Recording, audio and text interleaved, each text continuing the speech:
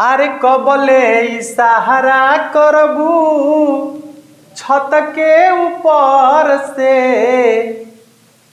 कबले इशारा करबू छत के ऊपर से, प्यार जब करे के बात बहरिया जघर से, प्यार जब करे के बात बहरिया जघर से। जय हिंद साथियों, आप सभी का स्वागत है आपके अपने परिवार मैथ्स गुरु मनीष में। दोस्तों मैं हूं एमके एक्सपर्ट और इंटीग्रेशन का वन शॉट वीडियो एक तो आपको मिल गया है और ये जो दूसरा पार्ट है काफी इंपॉर्टेंट होने वाला है क्योंकि यहां से आपके बोर्ड एग्जाम में 5 अंक स्तरीय क्वेश्चन सबसे ज्यादा पूछे गए हैं। ठीक है, तो आज हम इसको कवर करने वाले हैं और साथ साथ आपके निश्चित समाकलन को भी आज कवर कर लेंगे। ठीक है, क्वेश्चन आपको खुद तैयार करना है, क्वेश्चन आपको खुद बनाना है। हम आपको पूरा का पूरा समझाएंगे कि क्वेश्चन कैसे बनाना है। ठीक है, क्वेश्चन आपको खुद बनाना है। आइए, जिसका पहला टाइप आपके सामने यहां पर है, देखिए ये आपको 9 फॉर्मूला यहां दिख रहा है, अलग अलग 9 फॉर्मूला, लेकिन वाकई में ये 9 फॉर्मूला अलग अलग नहीं है। इस 9 फॉर्मूला पर जो है कुल मिलाकर 3 टाइप के क्वेश्चन बनते हैं और 3 टाइप के क्वेश्चन ही आपके बोर्ड एग्जाम में आपसे पूछे जाते हैं।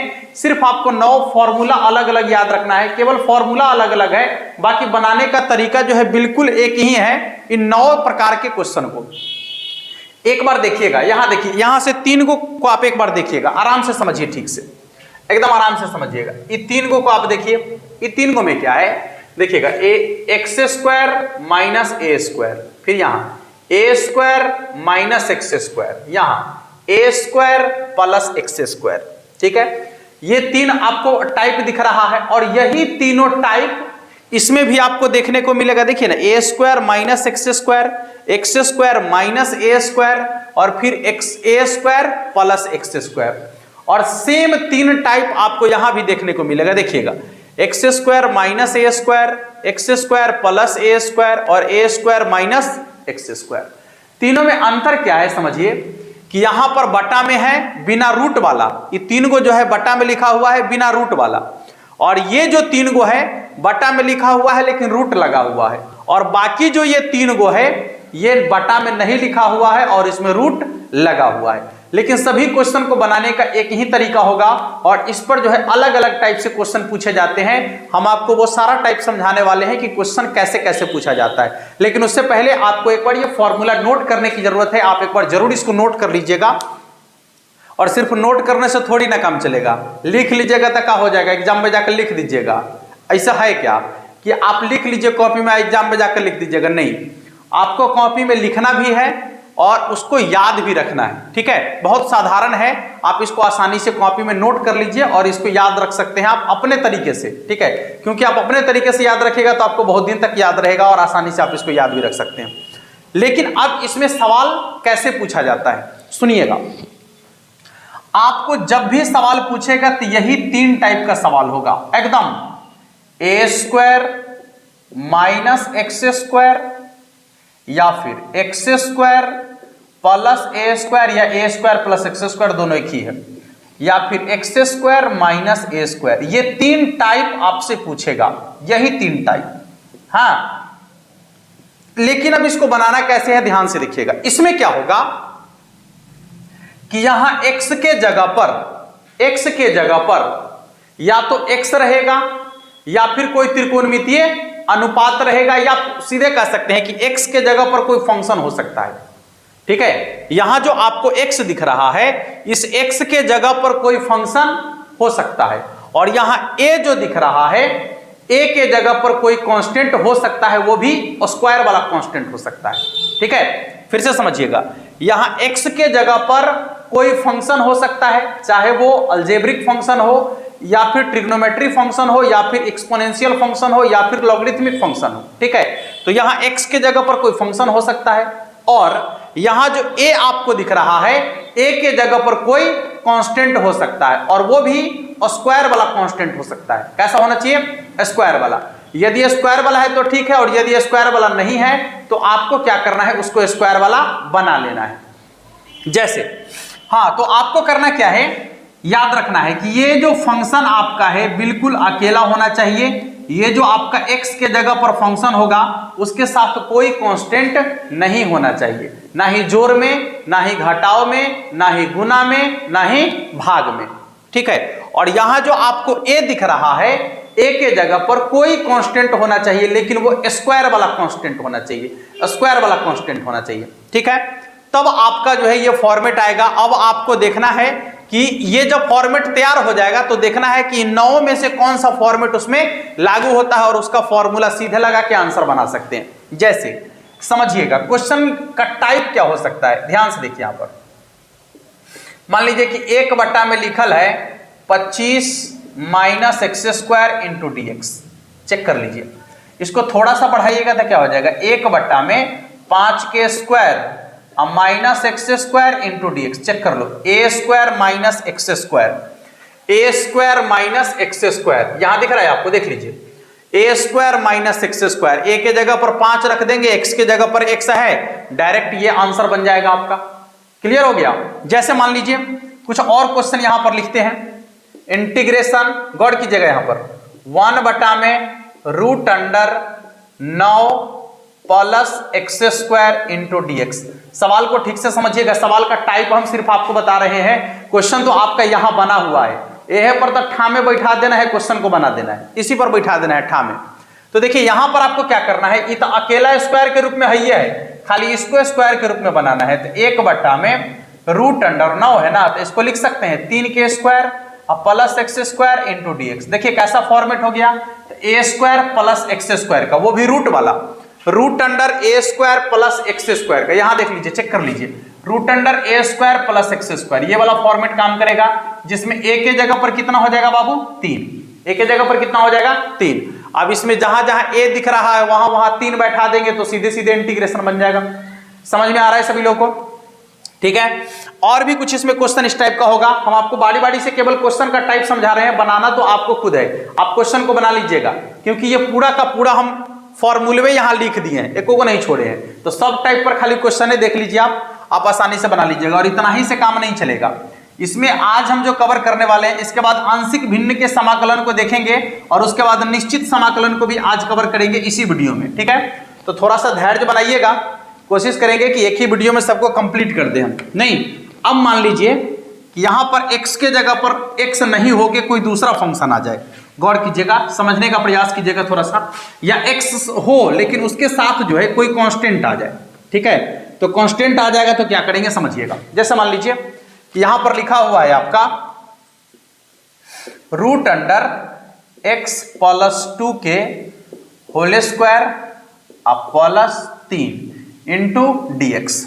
सुनिए, हमको चाहिए क्या, x square plus a square, plus है तो ए स्क्वायर। अच्छा सुनिए, 3 जो है किसी संख्या को वर्ग करने से आता है, तो आप कहिएगा नहीं आता है। तो जब संख्या दिया गया है लेकिन वह संख्या किसी संख्या का वर्ग नहीं है, तो वैसे कंडीशन में क्या कीजिएगा कि आप उसमें रूट लगा के स्क्वायर कर लीजिएगा। नहीं, रूट लगा के क्या कर लेना है, उसमें स्क्वायर कर लेना है। तो देखिए तब तो स्क्वायर वाला हो गया, नहीं हो गया? हाँ, और सुन लीजिए, x आपको अकेला चाहिए था लेकिन x के साथ 2 जो है प्लस में आ गया, x के साथ 2 क्या हो गया, प्लस में आ गया। तो वैसे कंडीशन में आपको क्या करना है कि इसको y मान लेना है। इसको क्या करना है, y मान के और उसका डिफरेंशिएशन करके, जैसे हम लोग सीखे हैं ये प्रतिस्थापन विधि में, उसी प्रकार से इसको मान लेना है y और उसका डिफरेंशिएशन करके मान चेंज करके और इसको आसानी से बना लीजिएगा। तो एक तो टाइप ये हो सकता है जोड़ घटाव में यदि आ जाएगा तो, या फिर आपके सवाल में कुछ ऐसा आ जाएगा। ठीक है, समझिएगा ठीक से, यहां लिखल है मान लीजिए root under 4 x square plus 1 into d x. ठीक है, अब क्या करेंगे, गौर कीजिएगा, हमको ये x जो है स्क्वायर के रूप में चाहिए, वो भी बिल्कुल अकेला, लेकिन यहां पर एक्स स्क्वायर के साथ गुना में कितना है, 4। कितना है बाबू, 4। तो सुनिए, जितना रहेगा ना x के साथ गुना में, उतने से भाग उतने से गुना, उतने से भाग उतने से गुना, अपने आप हट जाएगा। माने 4 है ना, तो 4 से भाग कर दीजिए। ठीक है, अच्छा खाली 4 से भागे करने से काम चलेगा क्या, है 4 से अपना मन से भाग कर दिए तो 4 से गुना भी करना होगा ना, तो 4 से इसमें क्या करना है, आपको गुना भी कर लेना। देखिए 4 से 4 कट जाएगा, इसको आप क्या लिख सकते हैं, अंदर में 4 है तो 4 का वर्गमूल कितना हो जाएगा, 2, तो 2 को बाहर कर दीजिए, कांस्टेंट है। तो रूट अंडर कितना हो जाएगा, सीधे एक्स स्क्वायर अब प्लस 1/4 को क्या लिख सकते हैं, तो 1/2 का whole square into dx। Check कर लो, x square plus a square का फंक्शन आ गया, यहां देख लीजिए। ठीक है, तो आपको इस तरीके से जो है सवाल को चेंज करके बस यही तीनों में से किसी एक फॉर्मेट पर सेट कर लेना है, और सवाल जैसे ही सेट हो जाएगा आपको क्या करना है, उसका सीधा सीधा इंटीग्रेशन कर देना है। और यदि पहले से सवाल सेट है इसी में से किसी एक फंक्शन किसी एक फॉर्मेट में, तो आपको कुछ करने की जरूरत नहीं है, आपको सीधे सीधे फॉर्मूला लगाना है, आंसर बन जाएगा आपका। ठीक है, हाँ, इसमें कुछ और चीजें आपको हम बता दें। कभी कभी सवाल जो है आपका द्विघात बहुपद के रूप में दिया गया रहेगा, जैसे मान लीजिए कि यहां पर लिखा हुआ है ऐसे x square plus 4x plus 4 into dx। तो ऐसे कंडीशन में आपको क्या करना है कि हमारा चाहिए फॉर्मेट यही, हमेशा आपको याद रखना है कि हमको यही फॉर्मेट चाहिए। तो ऐसे कंडीशन में आपको याद रखना है पूर्ण वर्ग विधि। क्या याद रखना है, पूर्ण वर्ग विधि, जो आप क्लास 10 में पढ़े हैं, पूर्ण वर्ग विधि। पूर्ण वर्ग विधि से आपको इसको सॉल्व करके और इस फॉर्मेट में ले आना है। आपको यदि पूर्ण वर्ग विधि आता है बनाने तो आप आसानी से इसको सॉल्व कर लीजिएगा, और जिनको नहीं आता है उनके लिए एक वीडियो का लिंक नीचे डिस्क्रिप्शन में दिया गया है जिसमें पूर्ण वर्ग विधि से क्वेश्चन को सॉल्व करने का तरीका बताया गया है। ठीक है, तो आप उन वीडियो को जाकर देख सकते हैं, उस वीडियो का लिंक नीचे डिस्क्रिप्शन में दे दिया गया है। कैसे पूर्ण वर्ग विधि से क्वेश्चन को सॉल्व करते हैं आपको वहां से तरीका पता चल जाएगा। ठीक है, हाँ, इसमें एक टाइप का और क्वेश्चन आपसे पूछता है, केवल टाइप ही ठीक से समझिएगा आसानी से, और क्वेश्चन तो आपका आसानी से बन जाएगा। चलिए देखिए, एक टाइप और क्या हो सकता है इसका कि x के जगह पर, ठीक है, कभी कभी क्या होता है कि x के जगह पर त्रिकोणमितीय फंक्शन आ जाएगा। ठीक है, तो क्या क्या आ सकता है, सुनिए। x के जगह पर यदि मान लीजिए कि फॉर्मेट ऐसा है x square plus a square है, या फिर root under a square minus x square, या फिर root under x square minus a square. ठीक है, तो मान लीजिए कि x के जगह पर कोई त्रिकोणमितीय अनुपात आ जाए। ठीक है, आप चाहेंगे तो x के जगह पर गौर कीजिएगा,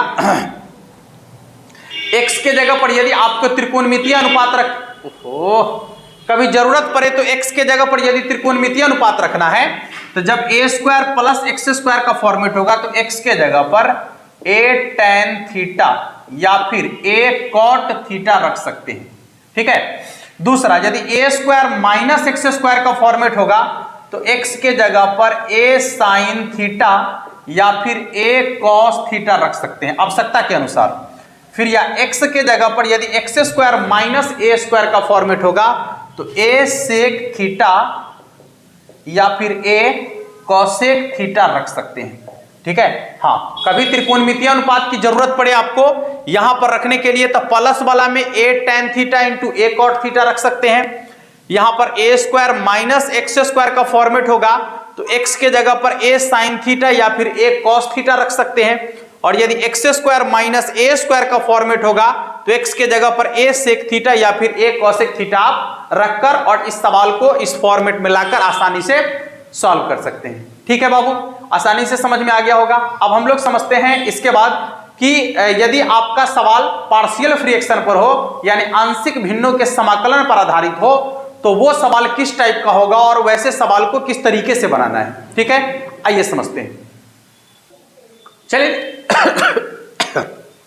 चलिए देखते हैं आपका जो आंशिक भिन्नों का समाकलन है इसमें किस तरीके का सवाल होता है, या फिर क्वेश्चन देखकर आप कैसे पहचान लेंगे कि ये जो है आंशिक भिन्नों के समाकलन पर आधारित इंटीग्रेशन है और हमें यही कॉन्सेप्ट लगाना है। तो सबसे पहले आपको करना क्या होता है कि जो क्वेश्चन दिया हुआ है ना उसमें देखिएगा कि वो आपको बटा के रूप में लिखा हुआ रहेगा, यानी px बटा, गौर कीजिएगा, वो आपका क्वेश्चन px बटा qx के रूप में लिखा हुआ रहेगा, जहां qx के जगह पर 0 नहीं होना चाहिए। कुल मिलाकर कहा जाए तो जो आपका प्रश्न होगा वो बटा के रूप में लिखा हुआ रहेगा, यानी px बटा qx के रूप में लिखा हुआ रहेगा। ठीक है, और qx के जगह पर 0 नहीं होना चाहिए।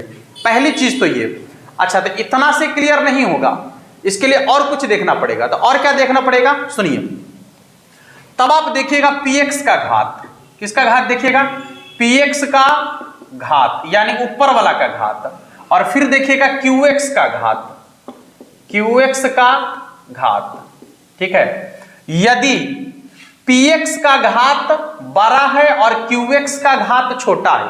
सुनिए ठीक से, यदि ऊपर वाला के घात बड़ है और नीचे वाला के घात छोट है, ठीक है, तो वो हो जाता है आपका विषम परिमेय फलन। वो क्या आ जाएगा? विषम परिमेय फलन, विषम परिमेय फलन, ठीक है। तो विषम परिमेय फलन को आपको सबसे पहले उचित परिमेय फलन में बदलना पड़ेगा। तो आपका प्रश्न होगा कि उचित परिमेय फलन कौन होगा? सुनिए, दूसरा इसी में px का घात माने ऊपर का घात, px का घात छोटा होगा किससे? तो qx का घात माने ऊपर वाला के घात छोट होगा और नीचे वाला के घात बड़ होगा। ऊपर वाला के घात छोट होगा और नीचा वाला के घात यदि बड़ होगा तो उसको कहेंगे उचित परिमेय फलन, उचित परिमेय फलन, ठीक है, उसको कहेंगे उचित परिमेय फलन। और उचित परिमेय फलन के रूप में जब आपका क्वेश्चन होगा तभी आप उस क्वेश्चन में पार्शियल फ्रैक्शन यानी आंशिक भिन्नों के समाकलन का प्रयोग कर सकते हैं। बात को गौर से सुनिएगा, जब आपका फंक्शन उचित परिमेय फलन हो अर्थात px का घात कम हो और qx का घात जो है आपका वो क्या हो? ज्यादा हो। ऊपर वाला के घात कम हो और नीचे वाला के घात ज्यादा हो, तब आप उसको कह सकते हैं कि उचित परिमेय फलन है, ठीक है। और जब फंक्शन आपका उचित परिमेय फलन होगा तभी उसमें आप पार्शियल फ्रैक्शन लागू कर सकते हैं, यानी आंशिक भिन्नों के समाकलन का जो रूल है वो उसमें लागू कर सकते हैं। रूल क्या है इसके बाद हम आपको समझाते हैं। हाँ चलिए देखिएगा, तो आपको क्या इसमें एक चीज और जोड़ देना है, px का घात qx के घात से बड़ होना चाहिए, मान बड़ या बराबर। फिर से देख लीजिए, तो यदि ऊपर वाला का घात बड़ हो जाए और नीचा वाला का घात छोट हो जाए, या ऊपर वाला का घात और नीचा वाला का घात दोनों बराबर हो जाए, तो उसको कहेंगे विषम परिमेय फलन। उसको क्या कहेंगे? विषम परिमेय फलन। अब विषम परिमेय फलन को उचित परिमेय फलन में कैसे बदलेंगे? तब भाग देकर। कैसे बदलेंगे? भाग देकर। जैसे समझिएगा, मान लीजिए कि यहां पर लिखा हुआ है x³ प्लस x प्लस 1 और नीचे लिखा हुआ है x प्लस 1। सुनिए, तो ऊपर वाला के घात बड़ है और नीचे वाला के घात क्या है? छोट है। तो यह है आपका विषम परिमेय फलन। इसमें आप आंशिक भिन्नों का समाकलन प्रयोग नहीं कर सकते हैं, आपको बदलना पड़ेगा इसको उचित परिमेय फलन में। तो कैसे बदलेंगे? भाग देकर। भाग देने आपको आता है, x प्लस 1 से भाग दे देंगे, x³ प्लस x प्लस 1 भाग देंगे। कितना हो जाएगा बाबू? x² से भाग लगेगा तो हो जाएगा यहाँ पर x³ और फिर x² को 1 से गुना करेंगे तो कितना हो जाएगा? x² माइनस माइनस ये आपका कट गया ना, ये हो जाएगा माइनस x² और यहाँ हो जाएगा प्लस x प्लस 1। ध्यान से देखिएगा, अब आपको क्या करना है कि यहाँ पर फिर माइनस x² से भाग दे देंगे, माइनस x से भाग देंगे नहीं, तो जैसे ही माइनस x से भाग देंगे तो हो जाएगा प्लस माइनस, माइनस x को x से गुना करेंगे तो x², फिर हो जाएगा प्लस माइनस माइनस, x को 1 से गुना करेंगे तो कितना हो जाएगा? x। ये हो जाएगा आपका प्लस, ये भी हो जाएगा आपका प्लस, ठीक है। ध्यान से देखिएगा इधर, प्लस माइनस माइनस माइनस, ठीक है, इसे ही कट जाएगा नहीं, इधर जोड़ेंगे तो कितना हो जाएगा? यहाँ हो जाएगा आपका x और x कितना? तो 2x और प्लस 1। यहाँ देखिए प्लस 2 से भाग लगा देंगे नहीं, तो जैसे ही 2 से भाग लगेगा तो कितना हो जाएगा? 2 को x से गुना करेंगे तो 2x और फिर प्लस 2 को 1 से गुना करेंगे तो कितना हो जाएगा? 2 माइनस माइनस, ये कट गया आपका, घट के कितना हो जाएगा? -1। यानी जब आप इसको देखेंगे और इसका जो भागफल है x² माइनस x प्लस 2 और ये इसका शेषफल है और ये इसका क्या है? भाजक है। हाँ, और आपको मालूम है, जैसे मान लीजिए कि 5/3 लिखल है तो इसको भाग देंगे, 3 से 5 में भाग देंगे तो कितना हो जाएगा? 3 × 3 ना, ये हो जाएगा आपका शेष 2। अब इसको पूर्णांक में लिखने के लिए कहेंगे तो कैसे लिखेगा पूर्णांक में? ध्यान से लिखिएगा, 1/2/3, यानी जो भागफल है उसको आगे में, जो शेषफल है उसको ऊपर में और जो भाजक है उसको नीचा में। ठीक उसी प्रकार से इसको भी लिखना है। देखिए कैसे लिखेंगे, तो जो भागफल है उसको आगे में, यानी x square minus x plus 2, इसको आगे में लिखेंगे। अब प्लस नहीं, खैर यहाँ माइनस है तो हो जाएगा आपका माइनस, शेषफल को ऊपर में, शेषफल को ऊपर में, भाजक को नीचा में, भाजक को नीचा में। ठीक है, अब चेक करके देखिए, ये तो आपका पूर्णांक वाला भाग हो गया, ये है भिन्न वाला भाग। तो चेक करिए, ऊपर वाला के घात 0 है या नीचा वाला के घात 1 है? नहीं है, ऊपर वाला का घात 0 है और नीचा वाला का घात कितना है? 1 है। तो ऊपर वाला के कम है या नीचे वाला के ज्यादा है? तो अब यह उचित परिमेय फलन में बदल गया। तो ध्यान रखिएगा कि जब भी आपका फलन विषम परिमेय फलन हो, तो विषम परिमेय फलन होने का कंडीशन क्या है? ऊपर वाला का घात बर होगा या फिर बराबर होगा और नीचे वाला का घात। ठीक है, तो उसको क्या करेंगे, सबसे पहले भाग देकर और पूर्णांक के रूप में लिखेंगे। पूर्णांक वाला को ज्यों का त्यों छोड़ देंगे और जो आपका ये दूसरा पार्ट होगा, भिन्न वाला पार्ट, उसमें आपको आंशिक भिन्नों का समाकलन प्रयोग करना है। ठीक है, तो आशा करते हैं कि आपको समझ में आ गया होगा कि कुल मिलाकर जब उचित परिमेय फलन होगा तभी हम आंशिक भिन्नों के समाकलन का प्रयोग कर सकते हैं। अब आइए, तो आंशिक भिन्नों के समाकलन का प्रयोग करने के लिए इसका कॉन्सेप्ट क्या है, अब हम लोग कॉन्सेप्ट समझते हैं। आपको उचित और विषम परिमेय फलन आसानी से समझ में आ गया होगा। आइए समझते हैं अब इसके रूल को। चलिए देखिए, अब हम लोग खंडा समाकलन के क्वेश्चन को बनाएंगे कैसे। सबसे पहले तो दिया हुआ क्वेश्चन जो रहेगा उसको चेक कर लीजिएगा आप कि ऊपर वाला का घात कम होना चाहिए, नीचे वाला का घात ज्यादा होना चाहिए। जैसे देखिए, यहाँ पर इसका घात 1 है और इसका घात कितना है? 2 है। तो ये आपका उचित परिमेय फलन है। आपको क्या करना है कि बटा वाला का गुणनखंड करना है। बटा वाला का क्या करना है? गुणनखंड। और गुणनखंड करके उसको रैखिक बहुपद के रूप में चेंज कर लेना है। जैसे देखिए, यहाँ पर गुणनखंड हो गया ना, तो यहाँ पर तो दुइयो गुणनखंड है, 3 को भी हो सकता है, 4 को भी हो सकता है। 2 घात वाला रहेगा तो 2 को गुणनखंड होगा, 3 घात वाला रहेगा तो 3 को गुणनखंड होगा। ठीक है, तो पहले आप उसका क्या कर लीजिएगा? गुणनखंड कर लीजिएगा, यदि संभव हो पाएगा तब। तो गुणनखंड करने के बाद आपको क्या करना है कि जय गो गुणनखंड होगा तय गो कांस्टेंट। जैसे यहाँ 2 को गुणनखंड है तो एगो कांस्टेंट ए अब बटा में पहला, फिर प्लस बी बटा में दूसरा, एक और गुणनखंड होता तो प्लस सी बटा में तीसरा। ठीक है, और इसके बाद क्या करना है आपको कि क्रिया करके एबीसी का मान निकाल लेना है। क्या करना है? एबीसी का मान निकाल लेना है, जो आप लोग पहले ही पढ़ चुके होंगे। तो एबीसी का मान निकाल के इसमें मान लौटा के इंटीग्रेशन कर देना है। एक तरीका तो ये हो जाएगा। यदि उसका गुणनखंड नहीं हो पा रहा है और वो आपका जो है a प्लस बी के होल स्क्वायर के रूप में आ रहा है, यानी x प्लस ए के होल स्क्वायर के रूप में, तो भी आपको घबराना नहीं है। चाहे होल स्क्वायर हो जाए, पावर 3 हो जाए, पावर 4 हो जाए, घबराना नहीं है। यहाँ 2 पावर है तो आपको क्या करना है? शुरू करना है 1 पावर से। जैसे देखिए, पावर 2 है तो यहाँ एगो कांस्टेंट लेंगे पावर 1 अब प्लस, फिर दूसरा कांस्टेंट लेंगे पावर 2, और यदि इसका पावर 3 होता तो यहाँ लिखते प्लस सी बटा में इसी के पावर 3। समझ में आ रहा है? ठीक है, जितना पावर रहेगा उतना पावर तक जाएंगे। शुरू करेंगे 1 पावर से और कांस्टेंट को रखते हुए जितना पावर तक रहेगा उतना पावर तक जाएंगे।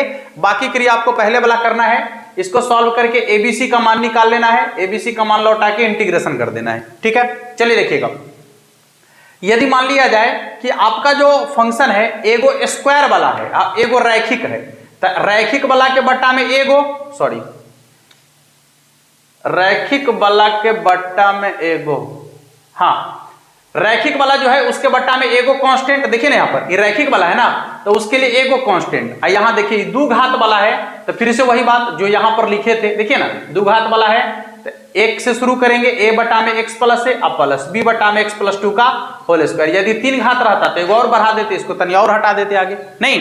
इसी तरीके से आपको फिर से इसको सॉल्व करके एबीसी का मान निकाल लेना है, मान निकाल कर इसमें मान लौटा के इंटीग्रेशन कर देना है। देखिए, जैसे एगो रैखिक है और एगो आपका द्विघात बच जाए कहीं, ठीक ना, हाँ, गुणनखंड नहीं होता है, कभी कभी ऐसा भी होगा कि गुणनखंड नहीं होगा।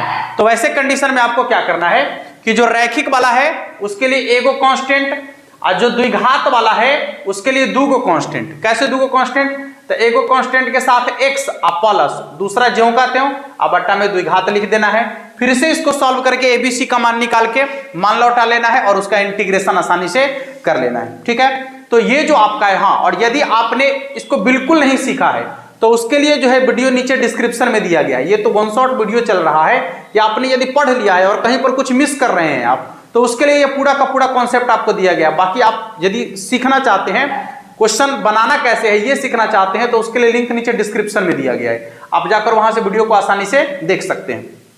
चलिए अब बात करेंगे कि यदि निश्चित समाकलन की बात हो जाए इसमें तो उस क्वेश्चन को कैसे सॉल्व करेंगे, यानी निश्चित समाकलन वाला क्वेश्चन को कैसे बनाएंगे। आइए देखते हैं। देखिए निश्चित समाकलन के लिए वन शॉट वीडियो हम पहले ही बना दिए हैं और उस वीडियो का लिंक नीचे डिस्क्रिप्शन में दे दिए हैं, ठीक है। मतलब दोबारा एक ही चीज को बड़ा सा करने की जरूरत नहीं है, उसका वीडियो पहले से ही बन गया है और वो वीडियो आपका अपलोड है। आप क्या कीजिएगा कि उसका लिंक नीचे डिस्क्रिप्शन में दिया गया है, आप जाकर वहां से डिस्क्रिप्शन को चेक कर लीजिए, चेक करके और उस वीडियो को भी देख लीजिएगा, वो भी आपका आसानी से कंप्लीट हो जाएगा। ठीक है दोस्तों, समझ में आ गया होगा सभी लोगों को, ठीक है। तो इस तरीके से आपको इंटीग्रेशन का क्वेश्चन सॉल्व करना है और जितने भी कॉन्सेप्ट आपको बता दिए हैं उन सभी कॉन्सेप्ट पर आप खुद से 2-2, 3-3 क्वेश्चन निश्चित रूप से कर लेंगे और जिस वीडियो का लिंक नीचे डिस्क्रिप्शन में दिया गया है आप एक एक करके उस वीडियो को देख लीजिए, आपका पूरा का पूरा इंटीग्रेशन आसानी से कंप्लीट हो जाएगा। ठीक है, मिलते हैं फिर नेक्स्ट वीडियो में, तब तक के लिए जय हिंद।